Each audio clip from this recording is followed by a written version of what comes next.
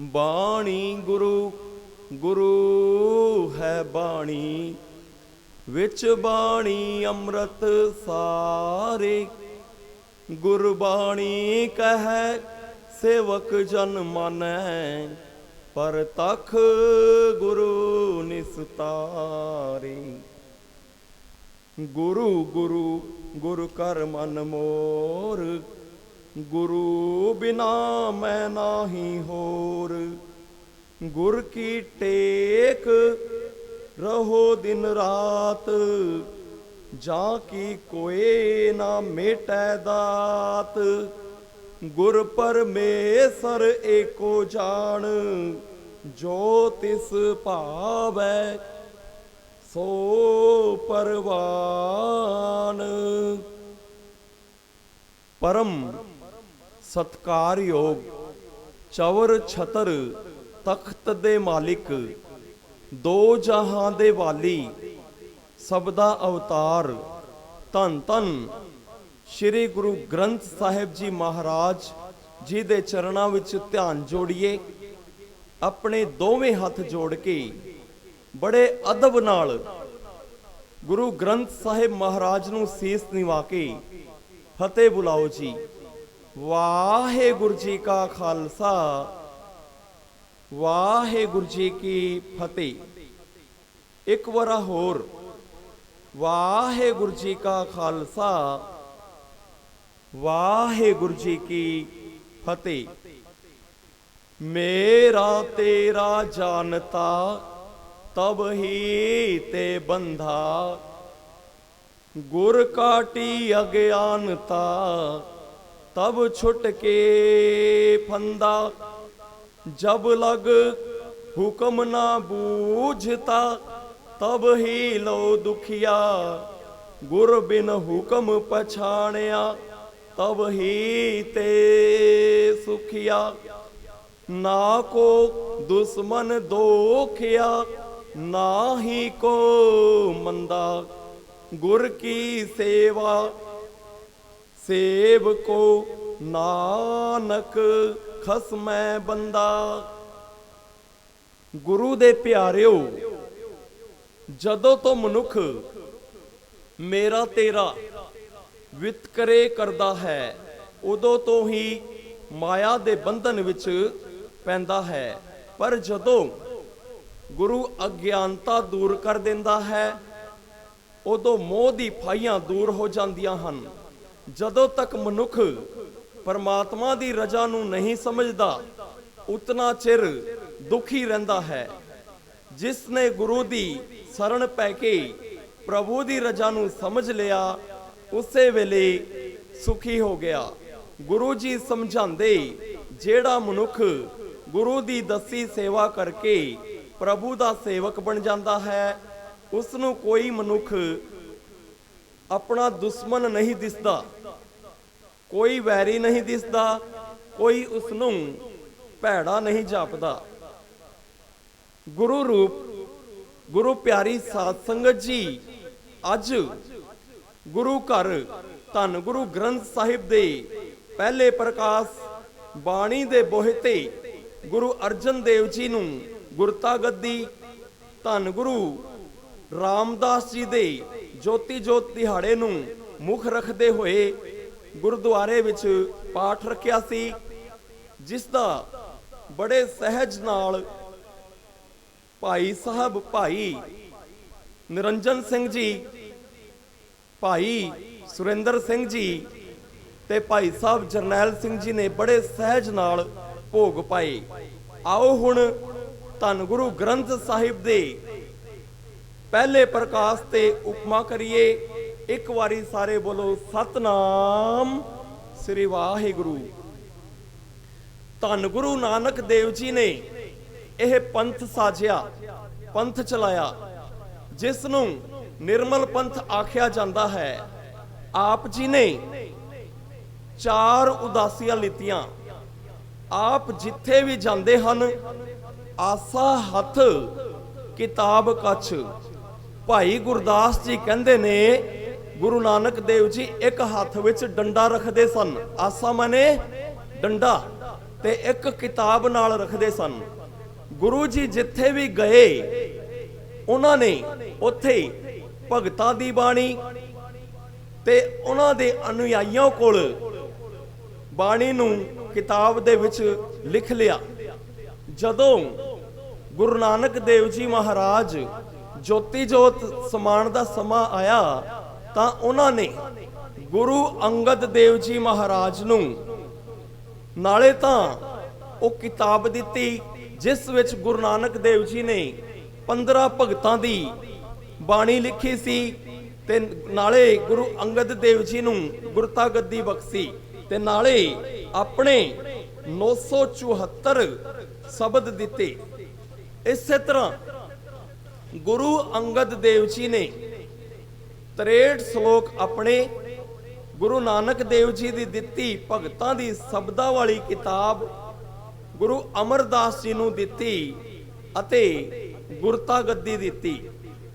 ਗੁਰੂ ਅਮਰਦਾਸ ਜੀ ਨੇ ਖੁਦ ਦੇ 869 ਸ਼ਬਦ 17 ਰਾਗਾਂ ਵਿੱਚ ਅਤੇ ਗੁਰਤਾ ਗੱਦੀ ਗੁਰੂ ਨਾਨਕ ਦੇਵ ਜੀ ਦੀ ਭਗਤਾਂ ਵਾਲੀ ਕਿਤਾਬ ਗੁਰੂ ਰਾਮਦਾਸ ਜੀ ਨੂੰ ਦਿੱਤੀ। ਅੱਜ ਗੁਰੂ ਰਾਮਦਾਸ ਜੀ ਦਾ ਸਾਧ ਸੰਗਤ ਜੀ ਜੋਤੀ ਜੋਤ ਪੁਰਬ ਹੈ।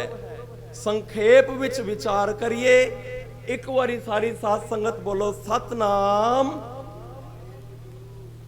ਗੁਰੂ ਰਾਮਦਾਸ ਜੀ ਜੇਠਾ ਜੀ ਦਾ ਪ੍ਰਕਾਸ਼ 1534 ਨੂੰ ਲਾਹੌਰ ਵਿੱਚ ਹੋਇਆ। ਆਪ ਜੀ ਦੇ ਪਿਤਾ ਹਰਦਾਸ ਜੀ, ਮਾਤਾ ਦਇਆ ਕੌਰ ਜੀ, ਆਪ ਜੀ ਸੋਢੀ ਕੁਲ ਨਾਲ ਸੀ। 7 ਸਾਲ ਦੀ ਉਮਰ ਵਿੱਚ ਮਾਪਿਓ ਦਾ ਸਾਇਆ ਸਿਰ ਤੋਂ ਉੱਠ ਗਿਆ ਤੇ ਆਪ ਦੀ ਨਾਨੀ ਆਪ ਨੂੰ ਆਪਣੇ ਪਿੰਡ ਬਾਸਰਕਾ ਲੈ ਆਏ। ਉੱਥੇ ਆਪ ਜੀ ਦੀ ਮੁਲਾਕਾਤ ਤੀਸਰੇ ਹਜੂਰ ਨਾਲ ਹੋਈ। ਭਾਈ ਜੇਠਾ ਜੀ ਦਾ ਪਹਿਲਾ ਕਰਮ ਗੁਰੂ ਘਰ ਦੀ ਸੇਵਾ ਸੀ। ਆਪਣੀ ਬਿਰਧ ਨਾਨੀ ਦੀ ਜ਼ਿੰਮੇਵਾਰੀ ਦਾ ਅਹਿਸਾਸ ਜੀਵਕਾ ਲਈ ਸਾਧ ਸੰਗਤ ਜੀ ਛੋਲਿਆਂ ਨੂੰ ਉਬਾਲ ਕੇ ਯਾਨੀ ਕਿ ਪਹਿਲੇ ਘੁਗਣੀਆਂ ਵੇਚਦੇ ਸਨ, ਫਿਰ ਉਸ ਤੋਂ ਬਾਅਦ ਗੁਰੂ ਘਰ ਦੀ ਸੇਵਾ ਕਰਦੇ ਸਨ। ਗੁਰੂ ਘਰ ਦੀ ਸੇਵਾ ਨੂੰ ਵੇਖਦੇ ਹੋਏ ਗੁਰੂ ਅਮਰਦਾਸ ਜੀ ਨੇ ਸੋਚਿਆ ਕਿ ਇਹ ਅਗਲੀ ਆਉਣ ਵਾਲੀ ਪੀੜ੍ਹੀ ਦਾ ਵਾਰਿਸ ਹੋਏਗਾ ਤੇ ਸਾਧ ਸੰਗਤ ਜੀ ਗੁਰੂ ਅਮਰਦਾਸ ਜੀ ਨੇ ਆਪਣੀ ਸੁਪੁੱਤਰੀ ਬੀਬੀ ਭਾਨੀ ਨੂੰ ਗੁਰੂ ਰਾਮਦਾਸ ਜੀ ਦੇ ਨਾਲ ਲੜ ਲਾ ਕੇ ਗੁਰੂ ਅਮਰਦਾਸ ਜੀ ਨੇ ਆਪਣੇ ਛਾਤੀ ਨਾਲ ਲਾਇਆ ਗੁਰੂ ਰਾਮਦਾਸ ਜੀ ਨੂੰ। ਵਿਵਾਹ ਪਿੱਛੋਂ ਆਪ ਜੀ ਦੇ 3 ਸੁਪੁੱਤਰ ਹੋਏ। ਬਾਬਾ ਪ੍ਰਿਥੀ ਚੰਦ, ਮਹਾਦੇਵ ਤੇ ਗੁਰੂ ਅਰਜਨ ਦੇਵ ਜੀ ਮਹਾਰਾਜ। ਤੇ ਸਾਧ ਸੰਗਤ ਜੀ 1675 ਈਸਵੀ ਨੂੰ ਗੁਰੂ ਅਮਰਦਾਸ ਜੀ ਨੇ ਗੁਰਤਾ ਗੱਦੀ ਗੁਰੂ ਰਾਮਦਾਸ ਜੀ ਨੂੰ ਸੌਂਪ ਦਿੱਤੀ ਤੇ ਗੁਰੂ ਰਾਮਦਾਸ ਜੀ ਜਿਹਨੂੰ ਜਦੋਂ ਗੁਰਤਾ ਗੱਦੀ ਮਿਲੀ ਤਾਂ ਗੁਰੂ ਰਾਮਦਾਸ ਜੀ ਚੱਕ ਗੁਰੂ ਕੇ ਚੱਕ ਪਰਿਵਾਰ ਨੂੰ ਲੈ ਕੇ ਨਾਲ ਆ ਗਏ। ਸਾਧ ਸੰਗਤ ਜੀ ਇੱਥੇ ਗੁਰੂ ਰਾਮਦਾਸ ਜੀ ਨੇ ਰਾਮਸਰ ਸਰੋਵਰ ਤੇ ਸੰਤੋਖਸਰ ਸਰੋਵਰ ਦੀ ਖੁਦਾਈ ਸ਼ੁਰੂ ਕੀਤੀ। ਸਿੱਖ ਧਰਮ ਦੇ ਪਰਉਪਕਾਰਾਂ ਦੀ ਗਿਣਤੀ ਵਿੱਚ ਵੱਡਾ ਵਾਧਾ ਹੋ ਚੁੱਕਿਆ ਸੀ। ਇਸ ਲਈ ਆਪ ਨੇ ਮਸੰਦ ਪ੍ਰਥਾ ਦੀ ਸਥਾਪਨਾ ਕੀਤੀ। ਇਹਨਾਂ ਕਾਰਜਾਂ ਨੂੰ ਦੂਰ ਦਿਹਾੜੇ ਖੇਤਰਾਂ ਵਿੱਚ ਜਾ ਕੇ ਗੁਰੂ ਨਾਨਕ ਦੇ ਸਿਧਾਂਤ ਦਾ ਪ੍ਰਚਾਰ ਕਰਨਾ ਸੀ। ਯਾਨੀ ਜੋ ਮਸੰਦ ਰੱਖੇ ਸਨ ਨਾ, ਉਹ ਦੂਰ ਦਿਰਾਡੇ ਜਾ ਕੇ ਸਿੱਖੀ ਦਾ ਪ੍ਰਚਾਰ ਕਰਦੇ ਸਨ। ਗੁਰੂ ਰਾਮਦਾਸ ਜੀ ਸੰਗੀਤ ਦੇ ਪ੍ਰਤੀ ਬਹੁਤ ਜ਼ਿਆਦਾ ਰੁਚੀ ਸੀ। ਉਹਨਾਂ ਨੇ 30 ਰਾਗਾਂ ਦੇ ਵਿੱਚ ਬਾਣੀ ਉਚਾਰ ਕੀਤੀ। ਗੁਰੂ ਰਾਮਦਾਸ ਜੀ ਨੇ ਜਦੋਂ ਅਨੁਭਵ ਕੀਤਾ ਕਿ ਸਮਾਂ ਨੇੜੇ ਆ ਗਿਆ ਹੈ ਤਾਂ ਸੰਗਤ ਨੂੰ ਸੱਦਿਆ, ਕਿਹਾ ਗੁਰੂ ਰੂਪ ਵਿੱਚ ਅਰਜੁਨ ਦੇਵ ਉਹਨਾਂ ਦਾ ਮਾਰਗਦਰਸ਼ਨ ਹੋਣਗੇ। ਫਿਰ ਬਾਬਾ ਬੁੱਢਾ ਜੀ ਨੂੰ ਹੁਕਮ ਹੋਇਆ ਗੁਰਿਆਈ ਦੀ ਪੱਗ ਬੰਨੀ ਜਾਵੇ। ਆਪ ਨੇ ਗੁਰੂ ਅਰਜਨ ਦੇਵ ਜੀ ਦੀ ਪਰਿਕਰਮਾ ਕੀਤੀ, ਮੱਥਾ ਟੇਕਿਆ, ਆਪ ਸੰਗਤ ਦਾ ਰੂਪ ਹੋ ਗਏ। ਹੁਣ ਸਿੱਖੀ ਦੇ ਬੂਟੇ ਦੀ ਪਾਲਣਾ ਪੋਸਣ ਦੀ ਜ਼ਿੰਮੇਵਾਰੀ ਪੰਜਵੇਂ ਪਾਤਸ਼ਾਹ ਗੁਰੂ ਅਰਜਨ ਦੇਵ ਉੱਤੇ ਸੀ। ਅਗਲੇ ਦਿਨ ਗੁਰੂ ਰਾਮਦਾਸ ਜੀ ਗੋਇੰਦਵਾਲ ਜਾ ਕੇ ਆਪਣੇ 638 ਸ਼ਬਦ ਤੇ 30 ਰਾਗਾਂ ਵਿੱਚ ਗੁਰੂ ਅਰਜਨ ਦੇਵ ਨੂੰ ਦਿੱਤੇ ਤੇ ਆਪ ਜੋਤੀ ਜੋਤ ਸਮਾ ਗਈ।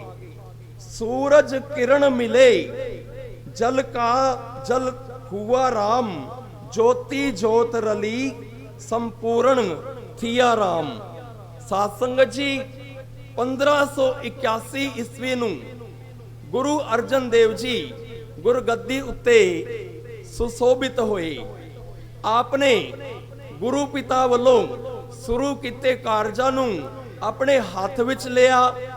ਸੰਤੋਖਸਰ ਤੇ ਰਾਮਸਰ ਸਰੋਵਰ ਨੂੰ ਸੰਪੂਰਨ ਕਰਕੇ ਚੱਕ ਰਾਮਦਾਸ ਦਾ ਨਾਮ ਅੰਮ੍ਰਿਤਸਰ ਰੱਖ ਦਿੱਤਾ ਅਤੇ ਸਰੋਵਰ ਵਿਚਕਾਰ ਹਰਮੰਦਰ ਸਾਹਿਬ ਦੀ ਉਸਾਰੀ ਸਿੱਖਾਂ ਨੂੰ ਕੇਂਦਰੀ ਸਥਾਨ ਅਰਪਿਤ ਕਰ ਦਿੱਤਾ।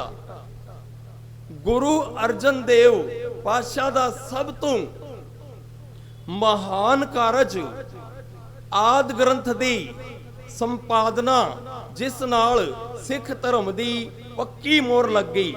ਸਾਧ ਸੰਗਤ ਜੀ, ਗੁਰੂ ਅਰਜਨ ਦੇਵ ਜੀ ਨੇ ਗੁਰੂ ਨਾਨਕ ਦੇਵ ਜੀ ਦੀ ਦਿੱਤੀ ਕਿਤਾਬਾਂ ਦੁਆਰਾ ਇਕੱਠੀ ਕੀਤੀ ਬਾਣੀ 15 ਭਗਤਾਂ ਦੀ ਬਾਣੀ, ਉਹਨਾਂ ਦੇ ਵਿੱਚ 974 ਸ਼ਬਦ 19 ਰਾਗਾਂ ਵਿੱਚ, ਗੁਰੂ ਅੰਗਦ ਦੇਵ ਜੀ ਦੇ 63 ਸ਼ਲੋਕ, ਗੁਰੂ ਅਮਰਦਾਸ ਜੀ ਦੇ 869 ਸ਼ਬਦ 17 ਰਾਗਾਂ ਵਿੱਚ, ਗੁਰੂ ਰਾਮਦਾਸ ਜੀ ਦੇ 638 ਸ਼ਬਦ 30 ਰਾਗਾਂ ਵਿੱਚ, ਗੁਰੂ ਅਰਜਨ ਦੇਵ ਜੀ ਮਹਾਰਾਜ ਜੀ ਦੇ ਖੁਦ ਦੇ 2312 ਸ਼ਬਦ 30 ਰਾਗਾਂ ਵਿੱਚ, ਭੱਟਾਂ ਦੇ ਬਾਣੀ 122 ਗੁਰਸਿੱਖਾਂ 3 ਦੀ ਬਾਣੀ ਨੂੰ ਗੁਰੂ ਅਰਜਨ ਦੇਵ ਜੀ ਨੇ ਰਾਮਸਰ ਸਰੋਵਰ ਦੇ ਕੰਢੇ ਬੈਠ ਕੇ ਭਾਈ ਗੁਰਦਾਸ ਜੀ ਕੋਲ ਲਿਖਵਾਈ। 1604 ਵਿੱਚ ਬਾਣੀ ਲਿਖੀ ਗਈ। ਇਸ ਦੀ ਜਿਲਦ ਦੀ ਸੇਵਾ ਭਾਈ ਬੰਨੂ ਜੀ ਨੇ ਕੀਤੀ। 1604 ਈਸਵੀ ਵਿੱਚ ਬੜੇ ਸਤਿਕਾਰ ਨਾਲ ਬਾਬਾ ਬੁੱਢਾ ਜੀ ਨੇ ਰਾਮਸਰ ਸਰੋਵਰ ਦੇ ਕੰਢੇ ਤੋਂ ਗੁਰੂ ਗ੍ਰੰਥ ਸਾਹਿਬ ਨੂੰ ਆਪਣੇ ਸੀਸ ਤੇ ਚੁੱਕਿਆ ਤੇ ਹਜ਼ਾਰਾਂ ਦੀ ਸੰਖਿਆ ਨਾਲ ਸੰਗਤਾਂ ਨਾਲ ਚਲੀਆਂ ਤੇ ਗੁਰੂ ਅਰਜਨ ਦੇਵ ਜੀ ਨੇ ਨੰਗੇ ਪੈਰ ਚਵਰ ਸਾਹਿਬ ਦੀ ਸੇਵਾ ਕੀਤੀ। ਗੁਰੂ ਗ੍ਰੰਥ ਸਾਹਿਬ ਮਹਾਰਾਜ ਜੀ ਨੂੰ ਹਰਮੰਦਰ ਸਾਹਿਬ ਵਿੱਚ ਲਿਆਂਦਾ ਗਿਆ। ਉੱਥੇ ਬਾਬਾ ਬੁੱਢਾ ਜੀ ਨੂੰ ਪਹਿਲਾ ਗ੍ਰੰਥੀ ਸਾਜਿਆ ਗਿਆ। ਗੁਰੂ ਜੀ ਨੇ ਬਾਬਾ ਬੁੱਢਾ ਜੀ ਨੂੰ ਹੁਕਮ ਦਿੱਤਾ ਕਿ ਤੁਸੀਂ ਵਾਕ ਲਓ। ਪਹਿਲਾ ਵਾਕ ਆਇਆ ਸੀ, ਸੰਤਾਂ ਕੇ ਕਾਰਜ ਆਪ ਖਲੋਇਆ, ਹਰ ਕੰਮ ਕਰਾਵਣ ਆਇਆ ਰਾਮ। ਸਾਧ ਸੰਗਤ ਜੀ, ਸ਼ਾਮ ਨੂੰ ਸੁਹੇਲੇ ਸਾਹਿਬ ਦਾ ਪਾਠ ਹੋਇਆ ਤੇ ਹਰਮੰਦਰ ਸਾਹਿਬ ਦੇ ਸਾਹਮਣੇ ਅੱਜ ਤਖਤ ਸਾਹਿਬ ਹੈ। ਉੱਥੇ ਇੱਕ ਕੋਠਾ ਸਾਹਿਬ ਹੁੰਦਾ ਸੀਗਾ।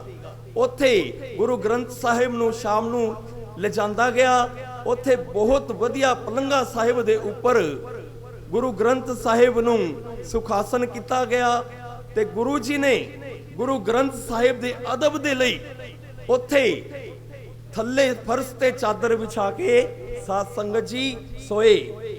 ਸਾਧ ਸੰਗਤ ਜੀ, ਇਹ ਤਾਂ ਸੀ ਗੁਰੂ ਗ੍ਰੰਥ ਸਾਹਿਬ ਦੇ ਪਹਿਲੇ ਪ੍ਰਕਾਸ਼ ਦੀ। ਹੁਣ ਆਪਾਂ ਸੰਪੂਰਨਤਾ ਦੇ ਬਾਰੇ ਵਿਚਾਰ ਕਰਦੇ ਹਾਂ। ਯਾਨੀ ਕਿ ਲਗਭਗ 102 ਸਾਲ ਬਾਅਦ ਜਦੋਂ ਪਹਿਲਾ ਪ੍ਰਕਾਸ਼ ਹੋਇਆ ਹੈ, ਉਸ ਤੋਂ 102 ਸਾਲ ਬਾਅਦ ਲਗਭਗ ਗੁਰੂ ਗੋਬਿੰਦ ਸਿੰਘ ਜੀ ਮਹਾਰਾਜ ਤਲਵੰਡੀ ਦੇ ਵਿੱਚ ਆਏ ਤੇ ਇੱਥੇ ਆਪ ਜੀ ਨੇ ਗੁਰੂ ਗ੍ਰੰਥ ਸਾਹਿਬ ਵਿੱਚ ਭਾਈ ਮਣੀ ਸਿੰਘ ਕੋਲ 116 ਸ਼ਬਦ ਗੁਰੂ ਤੇਗ ਬਹਾਦਰ ਸਾਹਿਬ ਦੇ ਵਿੱਚ ਹੋਰ ਲਿਖਵਾਏ ਤੇ ਸਾਧ ਸੰਗਤ ਜੀ ਇੱਕ ਹੋਰ ਰਾਗ ਜੈਜਾਵੰਤੀ यानी कि गुरु ग्रंथ साहिब विच 31 राग हो गई। इस तो पहला 30 रागां दे विच बाणी सी ते इत्थे संपूर्णता कराई ते साध संगत जी तलवंडी दे विच 4 उतारे भाई दीप सिंह ने ग्रंथ साहिब दे किते ते इस तो बाद गुरु जी ने जो लिखाई दी शाही बची सी ਤੇ ਜੋ ਕਾਗਜ਼ ਬਚੇ ਸਨ ਉਹ ਤਲਵੰਡੀ ਦੇ ਆਪਾਂ ਚਾਹੁੰਦੇ ਹਾਂ ਉੱਥੇ ਸਰੋਵਰ ਸਾਹਿਬ ਗੁਰਦੁਆਰਾ ਸਾਹਿਬ ਹੈ ਲਿਖਣਸਰ ਉੱਥੇ ਉਹਦੇ ਵਿੱਚ ਪਾ ਕੇ ਆਪ ਨਦੇੜ ਸਾਹਿਬ ਚਲੇ ਗਏ। ਸਾਧ ਸੰਗਤ ਜੀ 1708 ਦੇ ਵਿੱਚ ਜਦੋਂ ਗੁਰੂ ਗੋਬਿੰਦ ਸਾਹਿਬ ਜੋਤੀ ਜੋਤ ਸਮਾਨ ਦਾ ਸਮਾਂ ਆਇਆ ਤੇ ਉਸ ਸਮਾਂ ਗੁਰੂ ਜੀ ਨੇ ਜੋ ਤਲਵੰਡੀ ਦੇ ਵਿੱਚ ਸੰਪੂਰਨ ਗੁਰੂ ਗ੍ਰੰਥ ਸਾਹਿਬ ਲਿਖਿਆ ਸੀ ਉਸ ਦੇ ਨਾਲ ਸਾਨੂੰ ਸ਼ਬਦ ਗੁਰੂ ਦੇ ਨਾਲ ਜੋੜਿਆ ਜੋ ਆਪਾਂ ਰੋਜ਼ ਆਖਦੇ ਹਾਂ ਆਗਿਆ ਭਈ ਅਕਾਲ ਕੀ ਤਬੈ ਚਲਾਇਓ ਪੰਥ ਸਭ ਸਿੱਖਨ ਕੋ ਹੁਕਮ ਹੈ ਗੁਰੂ ਮਾਨਿਓ ਗ੍ਰੰਥ गुरु ग्रंथ की मान्यो प्रगट गुरा की देह जो प्रभ को मिलवोच है खोज शब्द में लेह। यानी एक पहला प्रकाश फिर संपूर्णता फिर सानू शब्द गुरु दे नाल गुरु दिता है। ते साध संगत जी इत्थे ही विचारां नू संकोचदे होए आओ हुण 2 मिनट दे लई वाहिगुरु सिमरन करिए। उस तो बाद भाई साहब सानू गुरबाणी नाल जोड़नगे। साध संगत जी 2 मिनट दे लई सतनाम वाहिगुरु दा सिमरन करिए। सतनाम वाहिगुरु सतनाम वाहिगुरु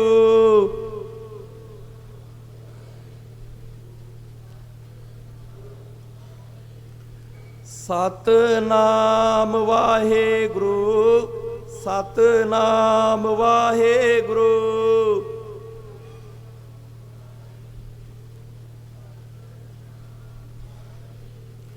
सतनाम वाहिगुरु सतनाम वाहिगुरु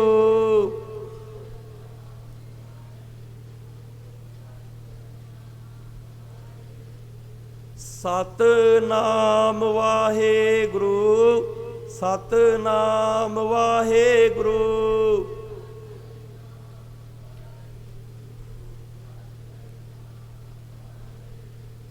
सतनाम वाहिगुरु सतनाम वाहिगुरु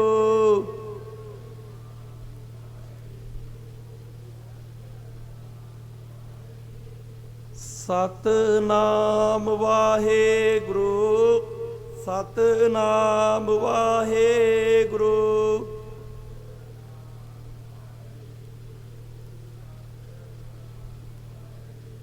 होइयां गलतियां साध संगत जी माफ करना। हुण गुरु घर दा जत्था कीर्तनी जत्था भाई हरविंदर सिंह भाई गुरदेव सिंह उन्हां दा साथ बाबा बूटा जी देणगे सानू गुरबाणी नाल जोड़नगे। साध संगत जी गुरबाणी नाल जुड़ो गुरु दी उपमा करो। वाहिगुरु जी का खालसा वाहिगुरु जी की फतेह।